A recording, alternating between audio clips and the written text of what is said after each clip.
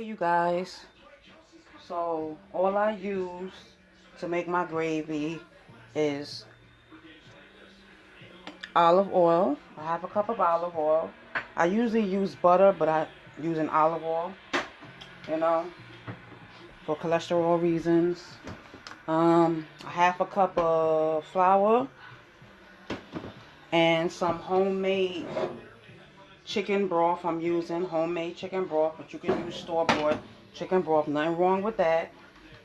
And a whole, four onions, chopped, sauteed, seasoned with Mrs. Dash and parsley. No salt in the onions, no salt. Just good old Mrs. Dash and good old parsley. And I didn't add no extra salt to the gravy. Just what I seasoned my my chicken with. You know, making smothered chicken again, of course again. So I use this, and I got the broth from the chicken and what the seasonings that I add into my the seasons I season my chicken with, and that's it. You know, adobo, 2 tablespoons, and that's it. And other seasonings too. But if you want to have a good gravy, make sure your broth is seasoned well. That's all I'm saying. Just make sure your broth is seasoned well. Because if your broth is seasoned well, you don't have to add, no salt to it, no more adobo to it. Season your chicken good, and your broth will come out just right. So I put about 4 cups of homemade chicken broth. And I cut up some onions in here too. So you got little oniony taste to it, Now if I had no, I forgot to put green peppers in here. So yeah. The oven is nice and hot. I'm not adding no more seasoning. No more seasoning. I'm not adding no more broth to it because 4 cups is enough. Usually I add 6 cups, but I already like. Oh, let me rinse this spoon off. See, I'm letting it bubble. See, this is a good consistency. Now, for the good part, we're going to add in, this is about a cup and a half. This came to a cup and a half with the onions chopped.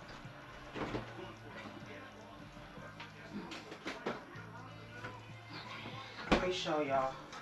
So it came up to about this line right here. That's a cup and a half. So that's how I know. So yeah. So we're going to add this to it. The whole thing. And that's how you make homemade onion gravy. That's how you make homemade onion gravy. Boom, bam, and you let this cook. You can let this cook on the stove for about 15 minutes. I mean, it's actually done, but you want that onion to cook into the gravy, so you let it cook about 10-15 minutes. But you can let it cook for 10-15 minutes on the stove, or you can let it cook in the oven, because, I'm going to put this in the oven for about 20 minutes, because the chicken been on the stove cooking for about an hour and 20 minutes, and the chicken is already falling off the bones. I said, no. So, yeah. So, this is going to cook for about 10 minutes. And then I'm going to pour some of this over this chicken and add it. Put it in the oven for about 20 minutes. See, I always have leftover. Ooh, that's hot. Because the oven is hot. Ooh, forgot about the music. Had my jazz playing in the background. Forgot about it. But I was going to take out the sound. But I said, let me see. So this is all that's left. I think this is about, let's see how much this adds. I'm going to say a cup. It's about a cup. My guess. We're going to check right now. Alexa, set timer for 10 minutes. Let's see. Ooh, a little over. A little over. But I said a cup, though. So, yep. That's only enough. But I can save this too. But yeah. So yeah, this is gonna cook for about 10 minutes on low. We don't want it to stick and we don't want it to burn. This is a good pan, red copper. You can put it on low and you can just walk away, but I would not advise that. Now, if you using a regular pot, you gotta stand here because it will stick and it will burn. But at least on here, it sticks but it don't burn. Not right away, that is, but yeah. This is a non-stick pan. I love it. Red copper. Red copper. Red copper. So, yeah. So that's about a cup and a half. No, not even a cup. I should just throw this little bit in here, right? Nah. I'm going to put that in another container. And boom, boom, boom. Okay. Look at that. Look at that consistency. What? Thanksgiving can't come any sooner. And I need to get me a gravy bowl too.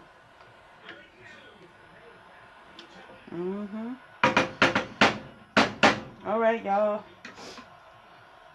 I'll be back.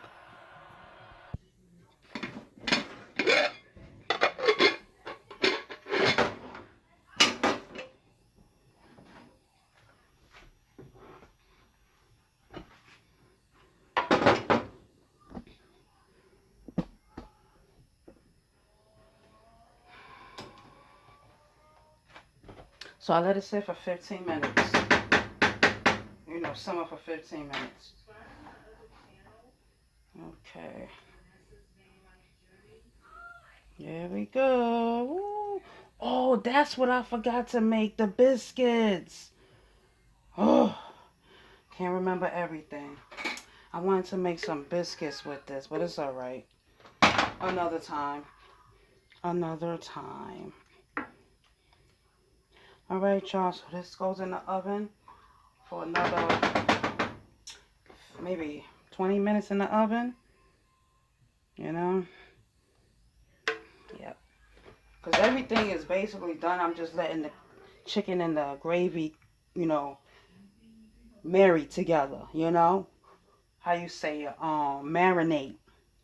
So I'm going to cover this. Yes, I am. Yes, I am. Mm-hmm.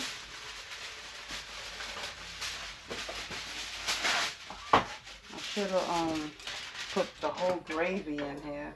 It don't even make no sense to put that in the jar. Okay. Oh. Here's the almost finished product. The oven is already on. I had it on before I started even making the gravy. Okay. Be back in 20 minutes. All right. So the chicken is still in the oven. This is what was left in the pot with the broth, the broth, and this is the left of the gravy. I know I should have used all the gravy. So I'm gonna let this get room temperature before I put the lids on it. But yeah, this was I was using it for my herb mixture. But I'll be back with the finished product. I'm heating up the beans and the rice, and this is the spinach I'm gonna heat up. So stay tuned. Y'all not gonna see me eat this, but y'all see me eat it already. But bye. I'm gonna stay tuned for the finished product. Alexander Chikmaryov was rescued by hunters and watched his family burn. He wanted us to see his family, so he led us on his heart and leg across the street from St. Andrews. Their home happened to be next to the makeshift cemetery where his family was first laid to rest. Remembering lives like these, lost to the Russian invasion, is the reason we